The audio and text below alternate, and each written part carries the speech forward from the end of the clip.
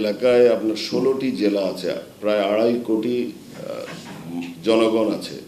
এই এলাকায় আমরা কিছু কিছু সার্ভে করেছি। এখানে ক্যান্সার, হৃদরোগ, এইসব বিশেষ কিডনি রোগ, এই সমস্ত রোগগুলো আমরা দেখছি, আমরা ডেটা নিচ্ছি।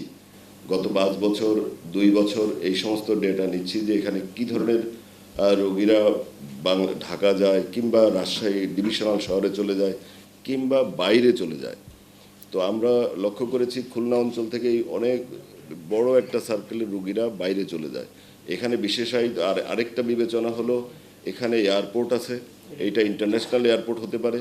এখানে রেল যোগাযোগ আছে, এইটা আরও উন্নত হতে পারে।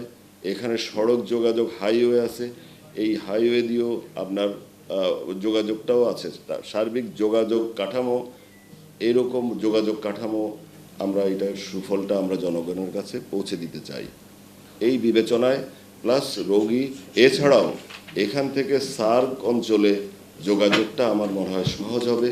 সেই ক্ষেত্রেও আমরা এই এলাকাটা একটা চিকিৎসার হাব হবে এবং সেন্টার অফ এক্সেলেন্স হবে।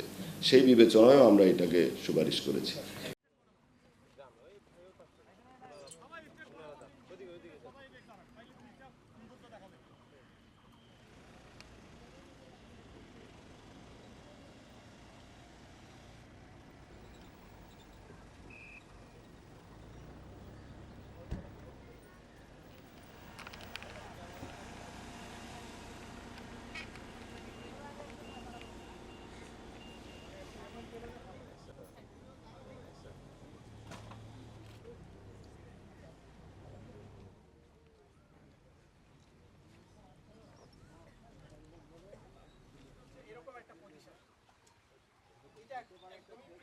একটা নকশা ছিল, এখানে শুধুমাত্র মধ্যে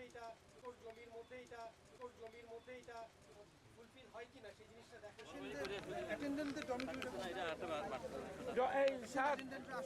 ডরমিটরি আছে নাকি?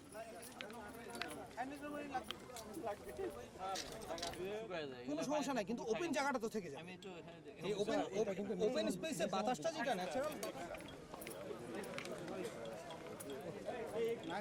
পিছনে